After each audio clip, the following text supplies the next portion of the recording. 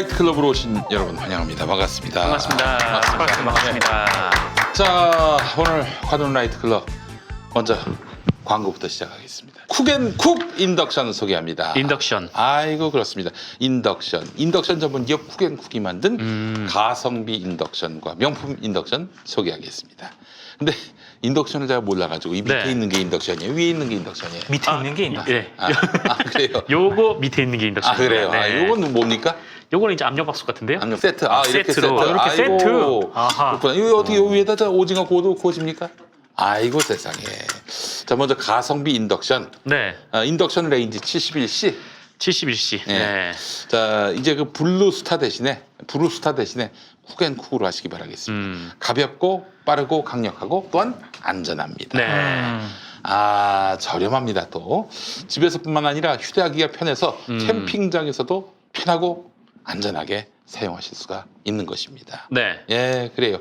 저 브루스타 대신에 이걸 쓰시면 되는데 인터넷 최저가가 53,890원인데 제가 찾아봤는데요. 김용민닷컴은 49,900원. 5만 아, 원 5만 원이 안 됩니까? 5만 원안 넘어요. 인덕션인데. 예, 그렇습니다. 뭐 가스레인지 넣기 좀 민망한 회사나 이런 데 있잖아요. 네. 이런 데서 또 이런 그 쿡앤쿡 인덕션을 갖다 놓으면 얼마나 좋겠습니까? 대만 시장 네. 같은. 아 그렇죠. 네. 네.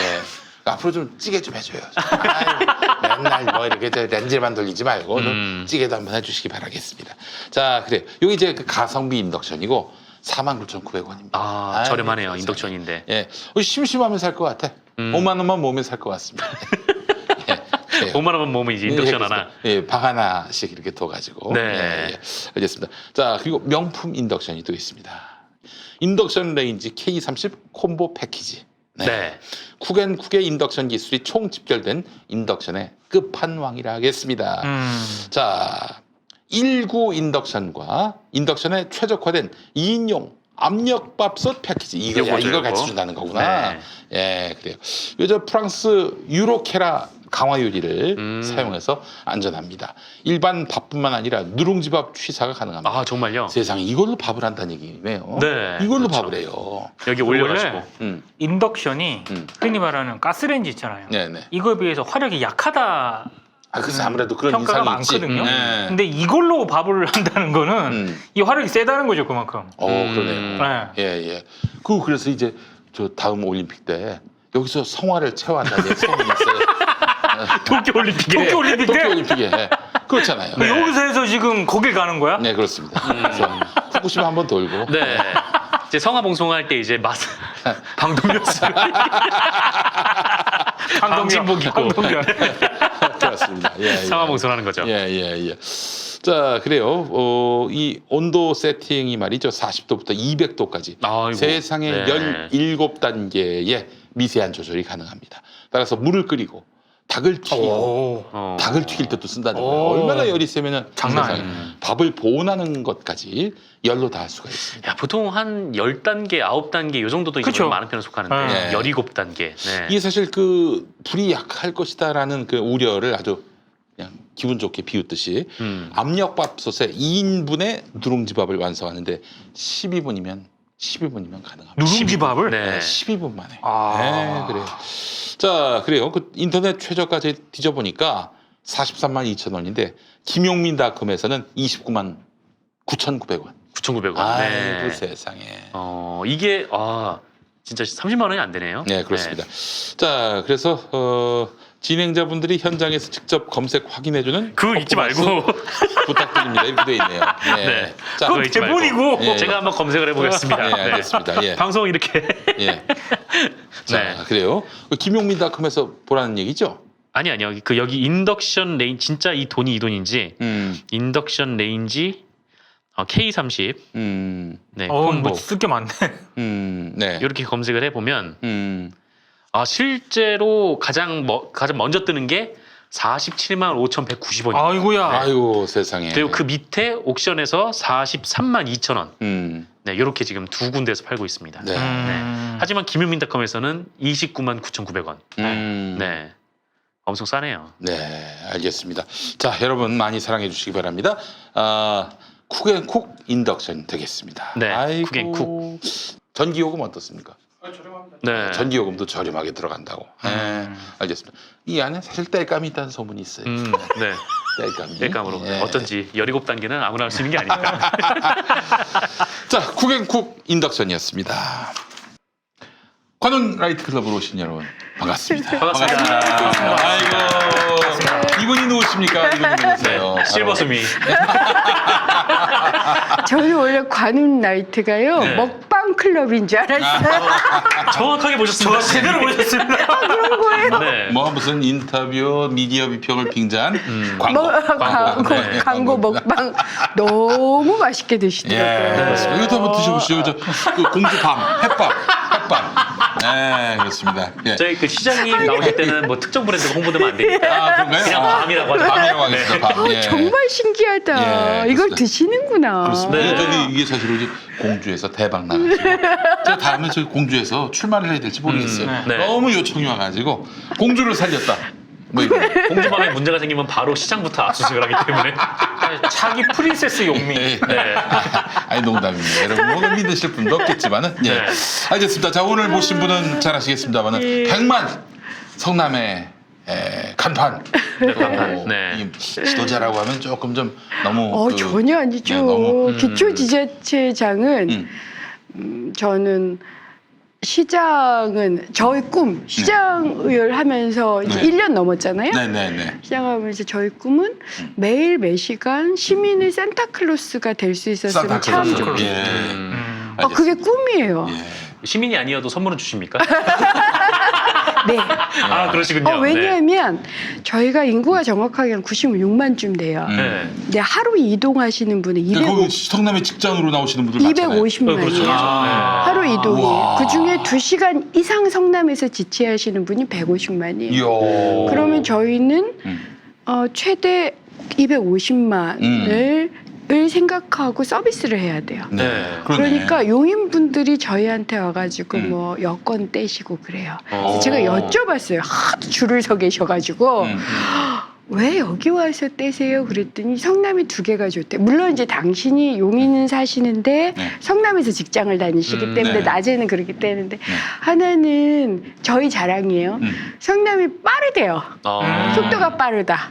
이게 이 하나이고 또 하나가 직장 곁이니까. 아, 진짜 재밌다. 예, 그래서 판교 생각해봐요. 판교. 네. 분당. 그렇죠. 굉장히 빠르대요. 거기다가 또 저가 이제 시장 되고 나서 바꾸긴 했는데 예전에는 그러니까 7일을 민원 업무를 했어요. 쉬지 않고. 쉬지 않고. 그래서 1주 5일로 바꾸긴 했습니다. 그러니까 민원은 되게 많은데 이재명 전 시장.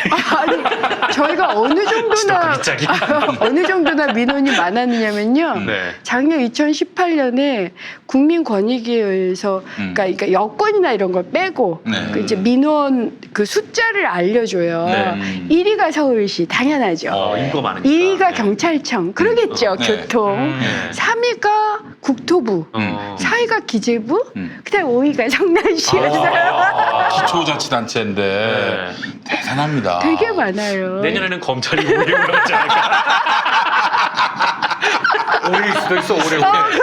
그럴까요? 그래서 여기가 되게 핫한 도시예요. 경기도에서는 일단 뭐 베드타운도 아니고 그다음에 산업 중심으로 이렇게 허브 역할을 해서 글쎄 말이에요. 이동도 한 그 정도 되고 차량도 우리 등록 차량은 35만 대인데 네. 실제 이동 왔다 갔다 하시는 차량은 100만 대예요. 그러니까 우리는 서비스를 경부고속도로 빼고. 예, 100만에 맞추어서 해야 돼요. 아, 진짜 다이나믹하게 하네요, 성남이. 네, 네. 그렇기 때문에 이제 제가 여기서도 다시 얘기를 하지만 특례시를 해달라고 요청하는 게 저희가 인구 때문에 특례시가 안 된다 그래서 100만이 안 됐어. 디지털 시대에 그게 무슨 소리냐. 그렇지. 우리가 용인이나 수원보다도 더 재정도 많고 네. 이동도 많고 교통체증 때문에 날리고 화성시장님이 저한테 농담 반 진담 반으로 뭐라고 얘기하셨느냐면 화성시에서 판교까지 출퇴근하는 시민들에 대해서 우리 출퇴근 버스 같이 넣자. 돈 반반 나눠서 네. 저는 그럴 생각이 있어요. 그러니까 이게 허브역이 되기 때문에 뭐 동주천에서도 오시고 하니까 그런데 대중교통을 이용할 수 있게 해드리는 이제 이런 걸 해야 되는데 저희 성남시가 이제 100만이 안 되면 그 다음에 50만 인구에 맞는 행정도시의 시스템을 갖고 있어요. 그래서 예를 들어서 용인은 이제 3급 대신 3급이 가장 최고위급이에요. 네. 3급이 4분이신데 성남은 3급이 1분이에요. 그리고 그렇게나 차이가 나요. 네, 비서실이 그리고 6급으로 구성돼 있어요. 그러니까 비서로 누군가를 모시기가 힘들 정도예요. 급수가 너무 낮아서. 아이고. 그런 어려움이 좀 있어서 저희가 뭐 그러니까 서비스를 잘 할 터이니까 성남시가 아닌 분들, 성남을 거쳐가시거나 성남에서 일을 보시거나 성남에 거주하시거나 성남에서 학교를 다니는 모든 분들, 그 인근에 있는 모든 분들에게도 저희가 산타클로스가 될 수 있도록 노력할 터이니 아니, 특례시 좀 만들어달라. 이게 제 또 부탁이에요. 제일 좋은 네. 게 진짜 성남시로 네. 이주를 해서 거기서 주민등록 등록하면 되는 거 아닌가요? 그게 좋죠, 그게. 근본적으로. 그거 안 좋아요? 아니 근데 저는 그런 게 있어요. 지방 소멸 얘기도 있고 수도권 집중 얘기도 있는 상황에서 네. 계속 인구만 가지고 그럴 건 아니다. 아, 그렇지. 그러니까 디지털 시대에 이게 30년 전 기준이에요. 인구로 하는 게. 근데 이제 디지털 시대고 사실은 멀리서도 출퇴근하시는 분들이 그렇습니다. 많으니 저희가 행정 기준을 바꾸는 게 맞다. 그걸 또 더 인구 집중을 하라라는 얘기는 90만이 좋으시구나. 네, 저는 그렇지만 특례시는 또 인정받고 싶네. 네. 그렇죠. 그래요. 아니 전 합리적인 말씀이라고 아, 근데 뭐 생각해요. 거의 인구 자체도 100만급인데 이게 그렇죠. 50만 행정 기준으로 하면은 좀 너무 예전에 네. 울산광역시가 100만 기준일 때 광역시가 됐어요. 그렇죠. 네, 맞아요, 그때가 맞아요. 95만인가 6만이었대요. 아. 그랬는데 그때가 이제 반올림해줬구나. 제조업 단지. 445입. 그런 게 저희도 445이 가능한. 예. 알겠습니다. 아, 그래요. 지금 뭐 아주 네. 유능한 행정가로 거듭나신 예. 우리 은수미 시장님, 성남시, 경기도 성남시. 경기도 성남시도 좋은 게 뭐냐면은 네. 시청 밥이 맛있어요. 아 진짜요? 언제 시청? 몇 번 오셨구나. 종종 왔습니다. 금한배, 김한배 기자님하고도 예, 왔고. 이완배. 이완배. 죄송합니다. 이완배 기자님. 네, 시장님, 그 성남 시민이에요. 전자동 살아요, 그 양반이. 네, 죄송합니다. 심지어 시민. 심지어 여기 용인 시민. 네. 심지어 여긴 용인 시민이에요. 제가 예. 관심이 없고요. 예. 맞아요. 네. 아우 이한배 기자님 죄송합니다. 예, 그렇습니다. 이건 정말 성남은 가보신 분들 또 경험해 보신 분들 알겠지만 네. 정말 좋아요. 이게 아주 인간미가 넘칩니다. 또 여름 같은 때는 애들 데리고 또 성남시청 가가지고 물놀이 하기도 하고 예전에 또 기억이 나는데 또 스케이트장도 했어요. 예, 겨울에. 그래서 네. 성남시청이 요즘 문화공간이 돼버려요. 그래서 한 2, 그렇습니다. 3만 명씩 모일 때도 있고요. 한 번에. 네, 토요일, 일요일. 성남시청이에요? 예, 아니 얼마나 큰데? 작년에 우리가 반려견 그 페스티벌을 했었어요. 네. 성남시청에서 네. 어떻게 됐는지 아시겠지요?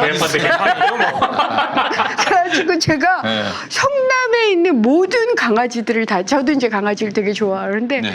정말 다양한 종류의 강아지들과 놀고 그랬었어요. 네. 그러니까 그런 페스티벌을 굉장히 많이 해요. 그래요. 우리 성남시가 정말 좋은 시장 만나서 복지 천국이 돼가고 있습니다. 네. 또 동물권까지 사람뿐만 아니라 동물도 행복한 도시가 돼가고 예. 있습니다. 저 시장님 오늘 사실 우리 애청자분들이 예. 요즘 조국 장관 때문에 많이 소가리를 하고 계세요. 조국 장관 때문이 아니라 조국 장관이 지금 굉장히 고난을 겪고 있는 상황에 대해서 네. 마음 아파하시고 그런데 보통 사이가 아니시잖아요. 그 얘기도 좀 해주시죠. 저 뭐 녹화 방송이니까 부담 갖지 않으시고 하셔야 됩니다. 네네. 예. 녹화 방송이 사람들을 보고 있긴 하지만 예. 아니 같은 학번이죠. 네. 그러니까 이제 파리들이 굉장히 그냥 파리라고 불렸었어요. 숫자가 파리 많아져가지고 학번, 파리 파리 학번, 그래서 파리들이라고 제가 하는데. 82년생입니다. 네. 파리 우리 파리 너무 취급받으시는 거 아니에요? 아니요 그렇지 않아요. 예. 파리 근데 이번에 이제 이런 문제가 터지면서 파리들이란 파리들은 다 보인다 이런 댓글을 본 적이 그래요? 있어요. 그래서 왜 그러냐면 예. 나경원 의원도 파리예요. 오. 그다음에 이혜훈 의원도 8위예요. 많이 놀랐어요. 많이 놀랐어요. 네. 다 그다음에 이진경도 8위. 네. 조국도- 이진경 서울대 교수. 예, 예. 파리. 서울대 교수가 아니라 서울과학대 예, 교수. 그다음에 원희룡 8위. 제주도 지사. 예. 진짜 많네요. 굉장히 많아요. 그러니까 예를 들어서 그것도 가능했어요. 19대 국회 때는 네. 이렇게 서로가 좀 덜 살벌했던 탓이었는지 네. 물론 그때도 세월호 아픔이나 이런 것 때문에 음. 굉장히 많이 부딪히긴 했지만 어쨌든 어쨌든 여야 8위 모임이 있었어요. 그러면 저쪽에는 여성이 나경원 의원만 계셨고 이쪽은 여성이 저만 있었는데 어쨌든 여성이 각각 한 명씩 있는 여야 의원들이 다 모이면 한 많을 때 한 16명에서 18명 굉장히 굉장히 많네요. 많은 그래서 그때 나경원 의원님하고 친했습니까? 그러지는 않고요. 왜냐하면 어느 정도 지금 선을 그으시는 건 아니죠? 호칭이 어떻습니까? 경원아 수미야 이랬습니까? 아니면 아니 그냥 의원님이죠. 왜냐면 아. 서로 존중하는 그 대학 다닐 때는 전혀 몰랐던 사이였어요. 몰랐어요. 그렇구나. 예, 제가 그때는 활동 영역이 전혀 달랐나 보죠. 예, 학생운동만 왜 이래 학생들을 알면서? 많이 했었던 경우여서 네. 전혀 이제 몰랐고요. 다만 미인으로 알려진 서울법대 여학생이 있다 이런 이제 예를 들어서 미남으로 알려진 누가 있다 뭐 이런 거 미남으로 비슷하게. 알려진 조국이라고 있다. 뭐. 그러니까 조국 장관은 나이는 그 좀 팬클럽이 있었던 걸로 제가 알고 있어요. 아, 그래요? 아니, 저는 잘 모르는데 다닐 때? 학교 다닐 때 82 굉장히 년에? 예, 드문 일이었다고 해요. 근데 이건 연예인도 아니고 확인되지 학생인데. 않은 학생인데. 네. 아니 같은 동료 학생들 사이에서 예. 근데 야. 저는 그 다음에 선배가 백태웅이라는 아, 선배가 백태웅. 있었어요. 1년 선배였는데 네. 그러니까 제가 그러니까 그런 저는 몰랐는데 그 당시에 조국과 백태웅 사이에 제가 서서 이렇게 걸어가면 뭐 네. 대부분의 사람들이 그랬대요. 저 못생긴 애는 누구냐? 아니, 그러진 않았어요. 그 팬클럽이 있어서 아마 뭐.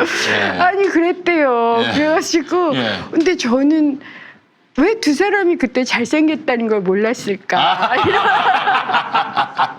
아니 그때는 그럼 서로 호칭을 어떻게 하셨어요? 그냥 선배 예. 혹은 뭐 조국 장관이랑 동기셨잖아요. 국가 뭐 국가라고. 예, 그때는 지금은 이제 서로 장관 호칭. 네, 그 당시 호칭이지만. 학교 때는 네. 그냥 백태웅 선배는 지금도 선배가 이제 개인적 호칭이고 민정수석이실 때는 민정수석님 이지만 그냥 학교 때는 국가 이렇게 부르게 되죠. 국가 수미야 이렇게 부르게 그러니까 뭐 되지요. 풋풋한 대학생 시절에 그렇게 서로 이렇게 좀 잘은 친하기도- 몰라. 예. 친하지는 않았고 그냥 뭐 그 정도 국가 잘. 수미야 하니까 뭔가 청춘물 같은 느낌. 국가 그러니까 좀 이상하고 예. 그래요. 국가! 이래야 될 것 같아요. 경상도 분들이 아마 그렇게 많이 부르셨을 것 같은 느낌이 드네요. 맞아요. 네, 국가 이렇게. 예, 저도 누가 수야 이렇게 부르는. 수야. 이게 저는 정말 그 경상도 친구들을 항상 싸우는 줄 알았어요. 이거 죄송합니다. 네. 제 말투가 격해서. 말이 굉장히 크시잖아요. 네.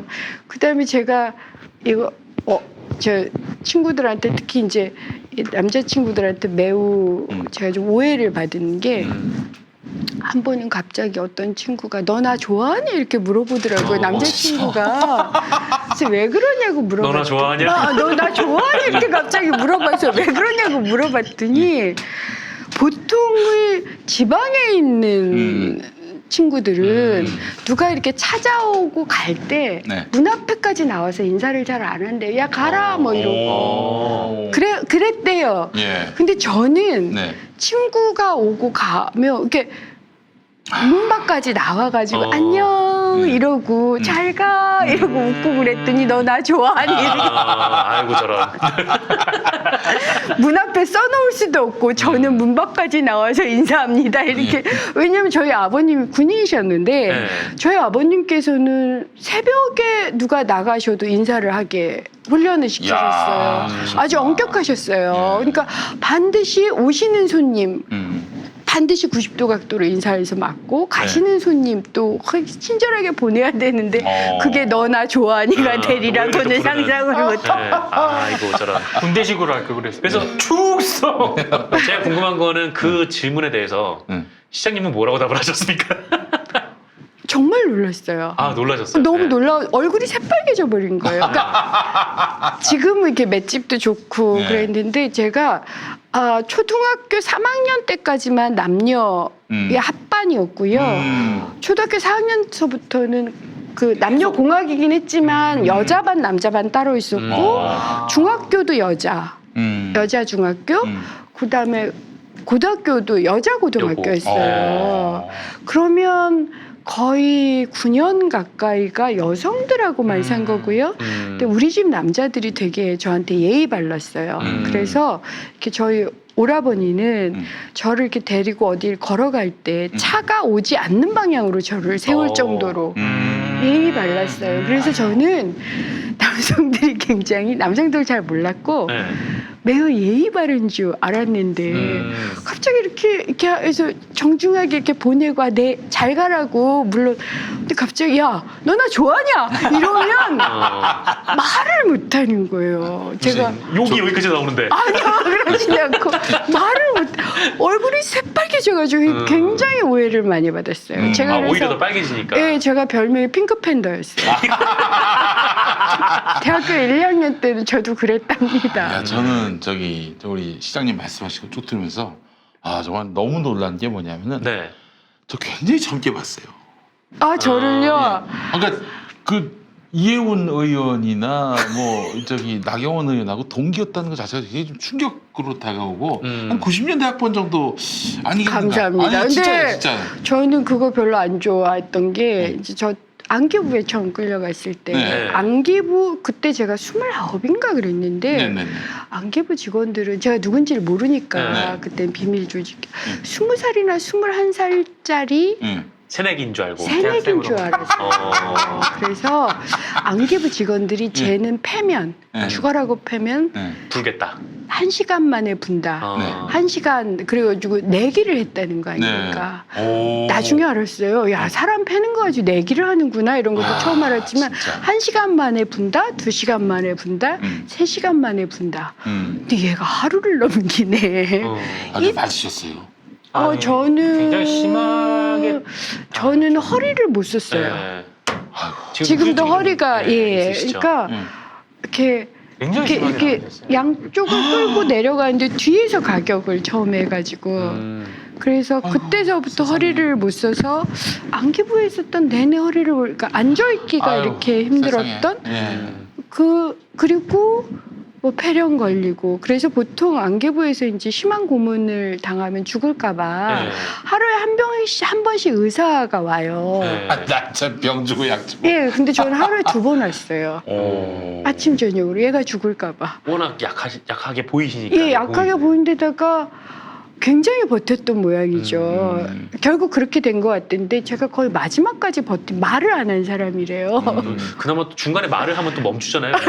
시장님은 말도 안 하고 계속 있으니까 네, 계속 또 폭행이. 그래가지고 폭행이 계속 됐었던 거예요. 근데 그 처음이 어려 보여서였다는 거예요. 그래서 우리 사회가 좀 그러니까 어려 보이고 이런 경우에 막대하는 경우가 있는 맞아, 거죠. 맞아. 그게 아주 폭력적인 상황에서는 굉장히 그러니까 안 좋은 방식으로 나오는 것 같아요. 그렇군요. 이재명 경기도지사하고는 어떻게 되세요? 나이가? 저는 이재명 경기도지사가 제가 누나라고 얘기를 하고요. 네. 이재명 경기도지사는 주민증보다 자기가 한 살이 많다라고 말씀을 하세요. 무슨 뜻인지 아셨죠? 네. 그런 사람 꼭 있어요. 형들 만나면은 내가 한 살 나이가 더 있다. 그럼 비슷하신 연배신 거네요?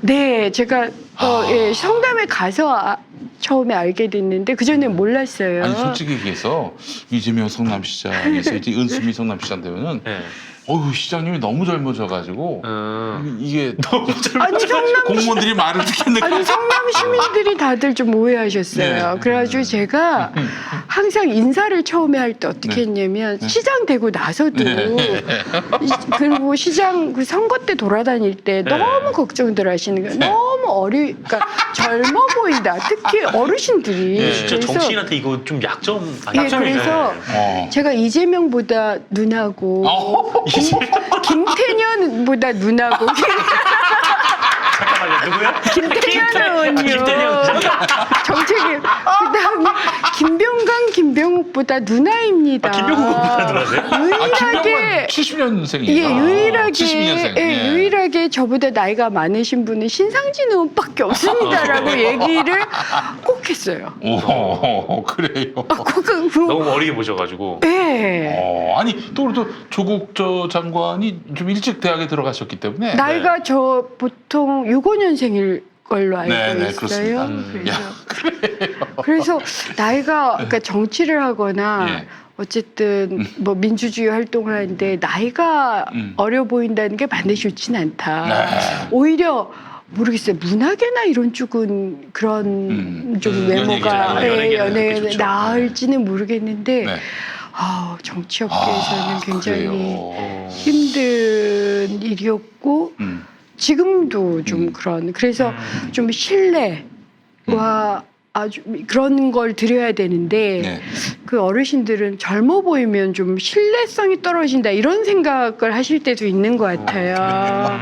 그래서 100만 시를 이끄는 사람이 여성인 것도 문제인데 젊은 사람인 게 더 문제다 이런 얘기를 좀 제가 항상 제가 이재명보다 누납니다.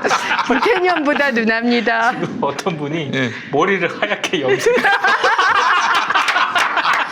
아니 또 머리 하얗게 염색하면 또 젊은이들의 패션인 줄 알아요. 맞아. 그래서 네. 패션인 줄 알고. 저 시장이 발랑 까져가지고 여러분들 막 그럴 수도 있다니까요.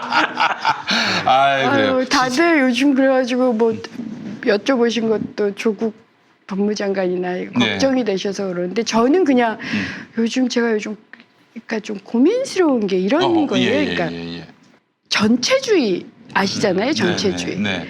전체주의 몇 가지 특징이 있어요. 네. 전체주의 사회라고 네. 그냥 얘기. 지금 전체주의 사회는 아닌데 네. 그 특징이 지금 드러나고 있어서 이게 뭔가 하는. 그러니까 전체주의 특징 중에 하나가 우선 첫 번째가 공론의 장을 없애버려요. 맞습니다. 예. 싹 잡아가 버리니까 아니면 그렇죠. 근데 이번에는 잡아가 버리진 않지만 범죄자를 만들잖아요.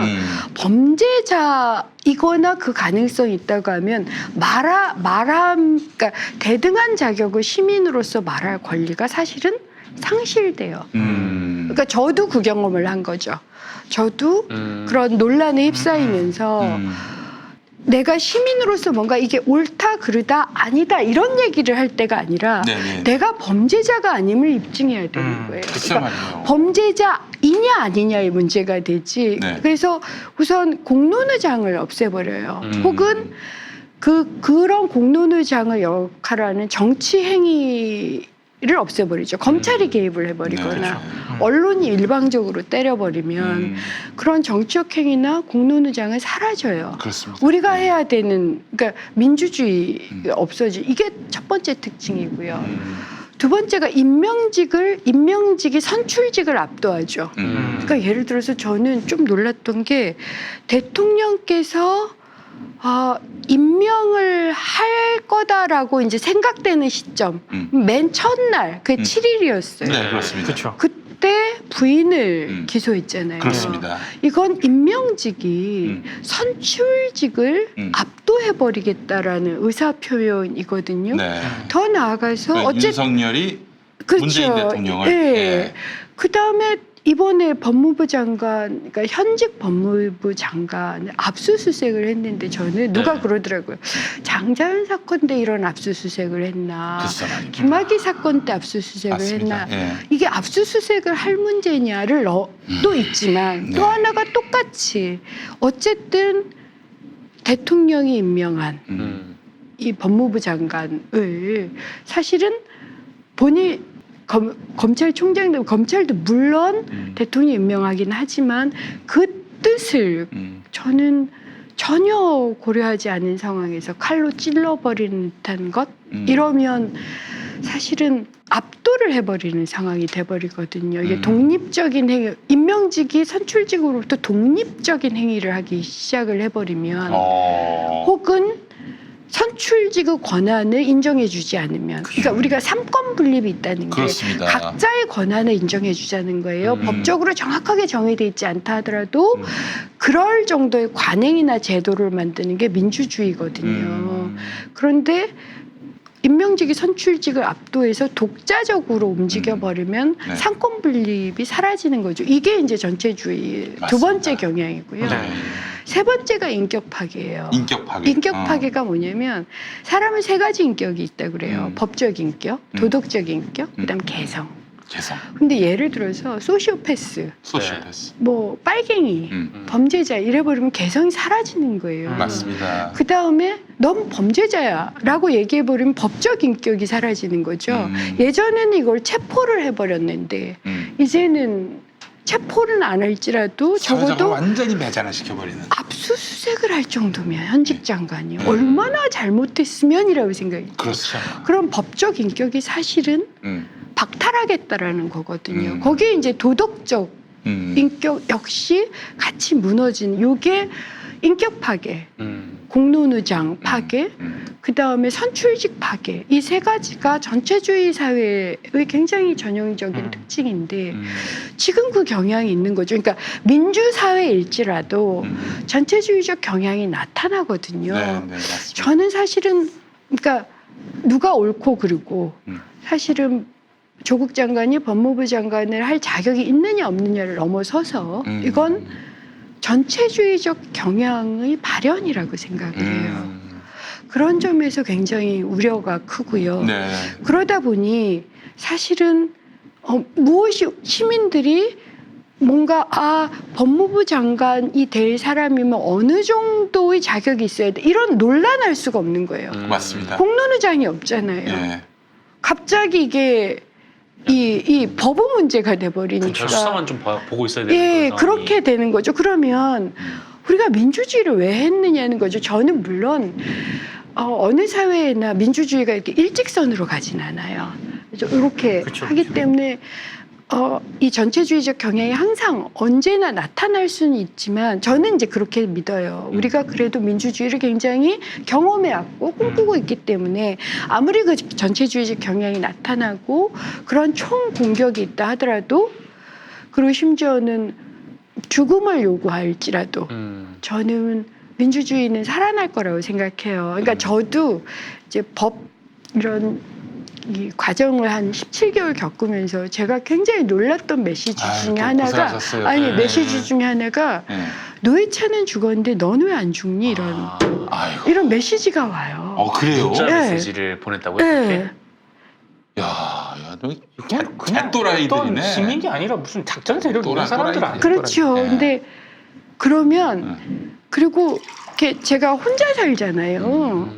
근데 이제 선거를 하고 주고 다니고 이렇게 밤늦게 집에 들어가는데 갑자기 너 살았니 이런 메시지를 받으면 죽어야 되나 이런 생각이 들 때가 있어요 실제로. 그러니까 거의 죽음을 요구하는 공격이거든요. 이게 그러니까 저도 법적 그게 이제 인격이나 그냥 뭐 정치적으로 사회적으로 죽는 게 아니라 실제로 그러니까 내가 살기가 힘든 건가 이런 생각, 이런 아노미가 일어날 수 있어요. 그러니까 저처럼 맷집이 좋은 사람이 그런데 일반 사람들은 어떻게 했느냐고요. 그쵸. 근데 이런 그러니까 인격 파괴라는 게 그런 거예요. 갑자기 내가 나를 믿어왔는데 갑자기 너는 범죄자야.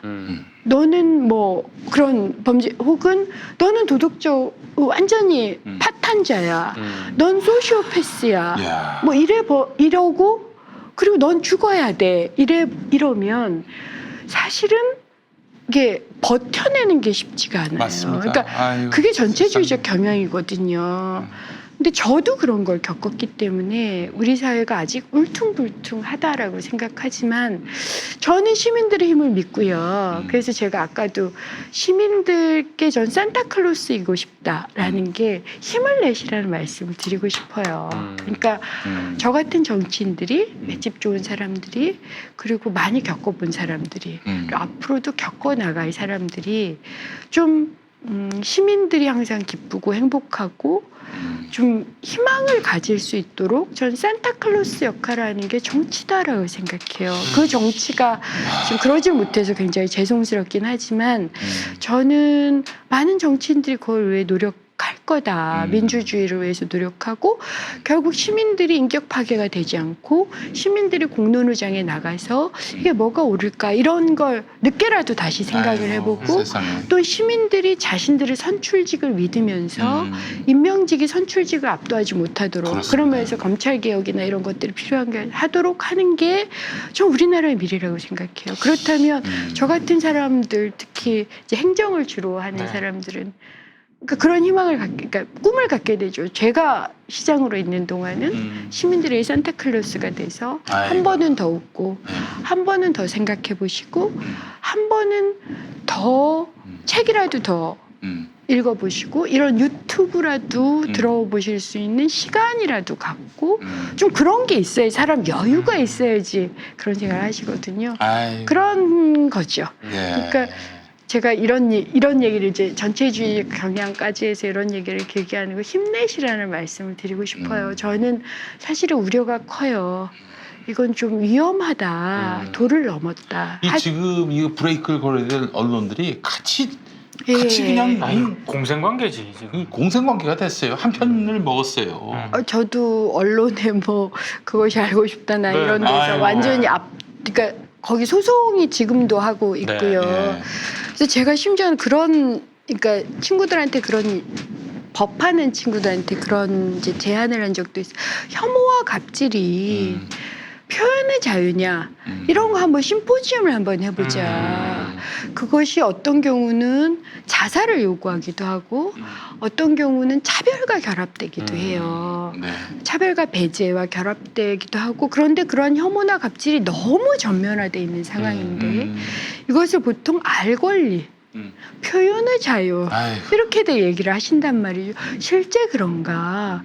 우리 한번 이제 살펴봐야 될 때가 되지 않았는지. 아, 맞아요. 그 부분은 진짜. 예, 이런 전체주의적 경향이 전면화되고 있다면 그리고 그것이 뭐 언론의 일부나 검찰이나 혹은 시민 뭐 중에 또 일부 등등에서 나타나는 거라면 법무부 장관 자격 여부를 떠나서 그건 또 다른 문제이니까요. 네. 떠나서 우리가 질문을 해보고 그 질문을 포기하지 않고 가져갈 때가 되지 않았나.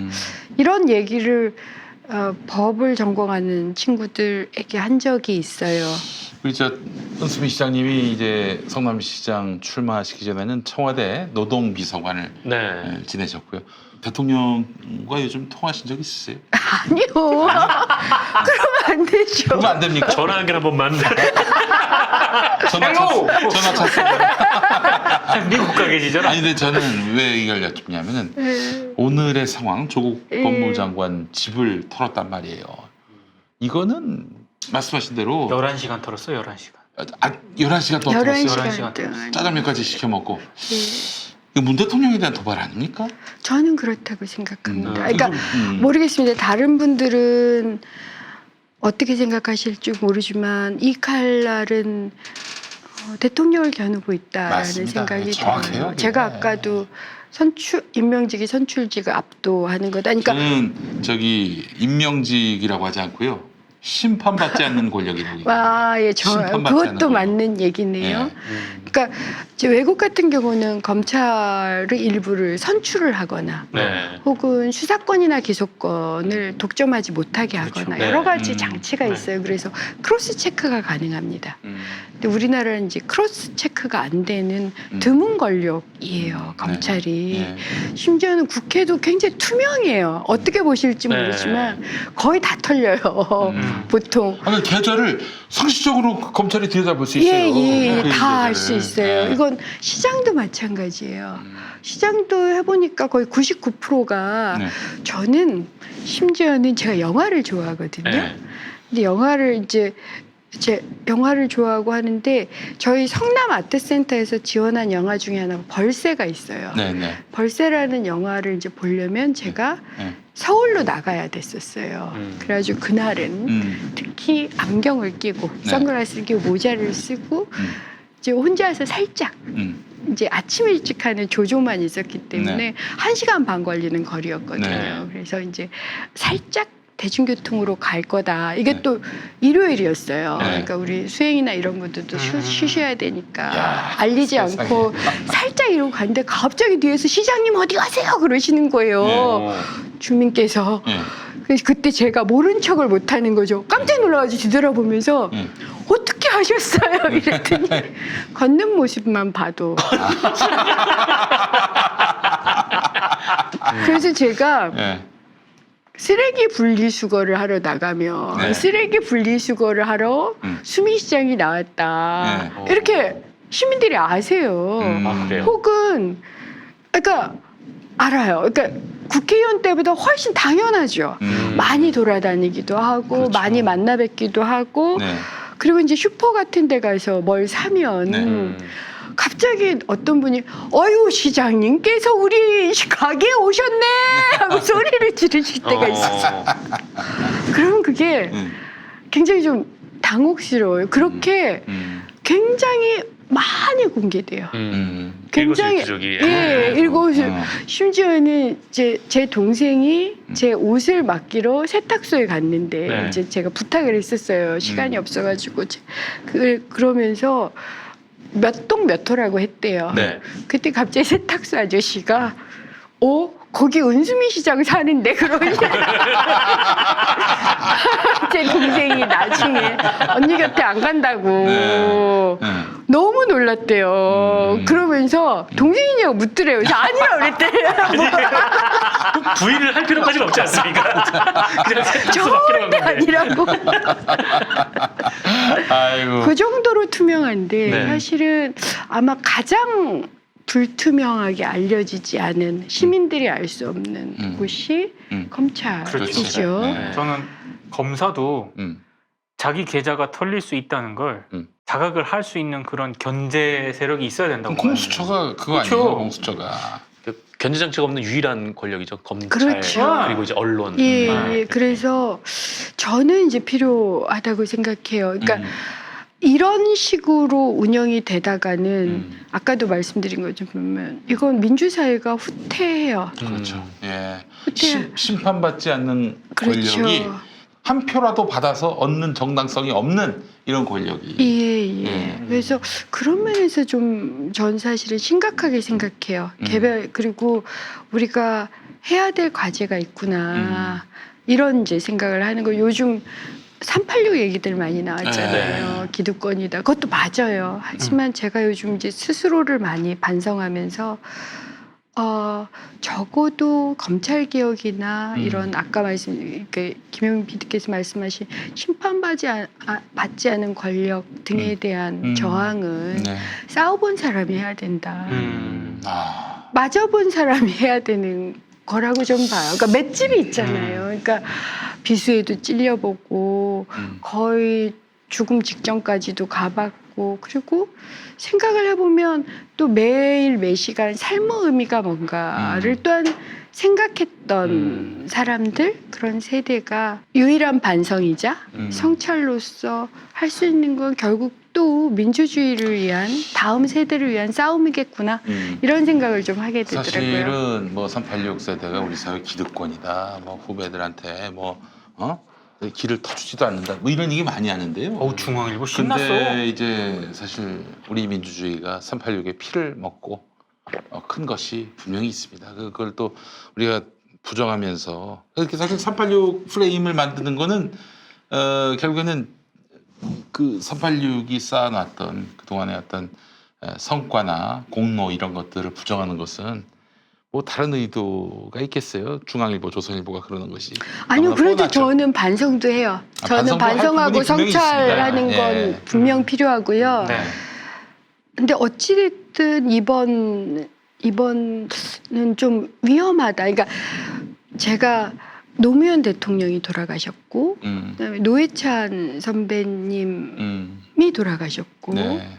그다음에 저도 공격을 받았고, 예. 이재명 지사도 공격을 받았고, 그다음에 이제 조국 장관도 공격을 받는 이 일련의 과정에 있어서 공통점들이 있는 거예요. 그 무시무시한 일들이 벌어지고 있고, 심지어 이재명 지사 때도 제가 좀 놀란 게, 제가 이재명 지사를 솔직히 잘 몰라요.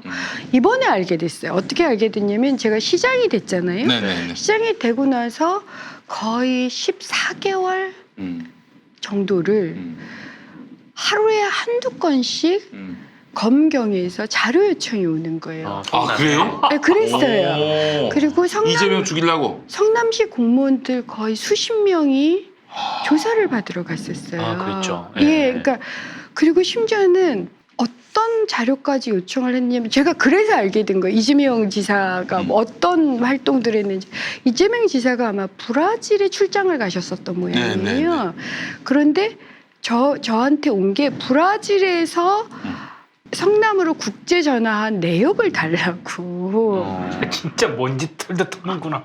그리고 심지어는 어우. 이재명 지사의 어머님이 시청에 출입한 CCTV 기록이 있느냐고. 그걸 어떻게 찾아요? 그러니까 못 주는 게 굉장히 많은데, 그걸 하루에 한 두세 건씩을 1년간을 봤다고 생각을 해보세요. 와. 그러니까 모든 거를 다 들여다봤는데 그리고 모르겠지만 성남시청도 한번 압수수색 당했고요. 네. 보건소도 또 당했고, 그다음에 공무원들 수십 명이 그랬고, 그래서 알게 됐어요. 이재명 시장은 굉장히 꽤 많이 알게 된 거예요. 물론 공적인 부분이지만. 그리고 그 과정을 보기도 했고, 이번에 조국 장관 과정도 보고, 물론 저도 지금 17개월간 계속되고 있고, 이런 걸 보면서 저는 결국 저 같은 사람들이 인권과 민주주의를 위해서 싸우고, 이런 고통을 다음 세대 그리고 시민들한테 넘겨드리면 안 된다. 여기서 마무리 짓는 게 맞다. 지금 마지막 기득권의 보루가 검찰이에요.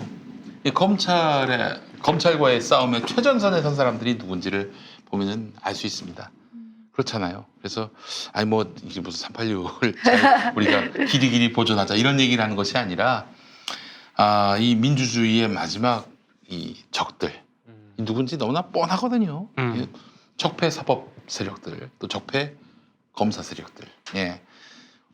어떻게 해서 1년 동안 하루 두세 건씩 그렇게 털어서 안 나올 게 없어, 사실은. 그러니까 검찰은 이런 입장이거든요. 제가 그 검사로부터 들은 얘기예요. 한 사람을 집요하게 털면 뭐 하나 나온다는 거예요. 틀림없이. 그게 토론한 거야, 이재명 지사는. 윤수민 시장님은 결국은 TV 보고 찾은 거예요? 아유, 그 과정에서 오로지 수사만 하냐 이거야. 친한 기자들한테 이런저런 피의 사실을 흘려가지고 그렇죠. 망신 주고, 그리고 고립시키고, 사회적인 그런 어떤 그 명성을 깎아내리고, 그렇게 해서 조직이 좋게 만들어버리는 거지. 사전 작업을 하는 거지. 이런 거죠. 그러니까 브라질에서 성남시청에 걸려온 전화가 있으면 이재명 뭐 출장 중에도 뭐 서울시청과 수시로 연락 이렇게 보다 나오죠. 그 내용은 누군지도 뭔지도 모르고. 그래서 전 좀 놀랐어요. 그러니까 그걸 아주 구체적으로 겪게 되니까, 그러니까 제 젊었을 때는 고문당하는 걸 매우 구체적으로 겪었거든요. 그러니까 몸에 남는 기억도 있지만, 이번에는 정신에 남는, 영혼에 남는. 근데 그게 이 폭력이라는 게 몸에 남는 폭력만큼이나 고통스러워요. 그럼요. 더 많아가겠습니다. 그렇더라고요. 네. 그래서 저는 전체주의 사회에서의 어떤 고문이나 폭력뿐만 아니라 민주사회에서 나타난 전체주의적 경향에 의해서 가해지는 정신적인 영혼에 대한 상처도 엄청나게 커서 사실은 거의 이게 죽음에 이르게 만드는 그렇습니다. 네. 그렇다라고 생각이 되니까 저희 같은 사람이 용감하게 싸워야죠. 그래서 저는 싸운 사람이 잘 싸워요. 전 이런 짐을 예.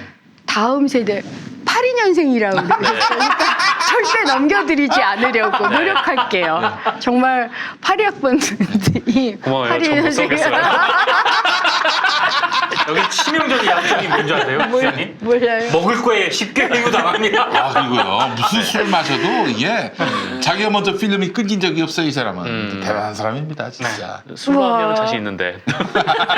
아니 저는 대한민국 굉장히 잘 사는 나라예요. 근데 모두가 불행해하고 예. 경쟁에 그러니까 저는 이번에 정말 가슴 아팠던 건 그건 네. 조국 장관도 마찬가지였지만 20대 80의 사회를 저희들이 넘어서지 못했고 그걸 완화시키지 못한 건 정말 커다란 가슴 아픔이고 과제라고 생각해요. 그런데 그런 20대 80의 사회가 강화되다 보니까 굉장히 돈이 많은 사회임에도 한쪽으로만 가는 거죠. 그리고 힘들고 도대체 나의 비전이 뭘까? 아니면 정규직으로 갈 수 있나 없냐? 이런 생각만을 하게 되는. 그래서 전 20대 80의 사회를 넘는 것도 공론의장을 만드는 거라고 생각해요. 이게 정당하냐?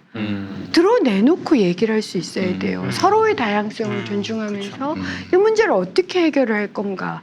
그런데 이런 공론의장 자체가 사라져버리고 이게 범죄냐 아니냐의 문제가 되는 건 정말 20대 80의 사회를 넘어서기 위해서도 안 좋은 현상이다. 그래서 저는 이 문제를 좀 전체주의적 경향을 없애고 우리가 시민민주주의 그 시민들의 공론의장을 어떻게 만들어 나갈까, 그다음에 시민들의 힘을 어떻게 강화시켜 나갈 거에 대한 고민을 좀 더 해야 되겠다 이런 생각을 요즘은 많이 하고요. 네. 그래서 제가 무엇을 해야 되는가 하는 고민도 꽤 많이 해요. 네.